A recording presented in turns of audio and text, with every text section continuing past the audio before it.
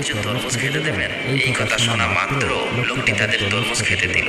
তারা পেট ভরে তরমুজ খেয়ে তৃপ্তি পেল। তারপর ওই তরমুজ ক্ষেতের মালিক তাদেরকে জিজ্ঞেস করলো, তোমাদের তো আগে কখনো দেখিনি, তোমরা কে আর কোথা থেকে আসছো? তখন ফেরাউন বলল, আমরা ভিনদেশী, বলক থেকে আসছি কাজের জন্য। তরমুজ ক্ষেতের মালিক ভাবলো তারও কাজের লোক দরকার, তাই সে তাদেরকে বলল, তোমরা কি আমার কাছে কাজ করবে?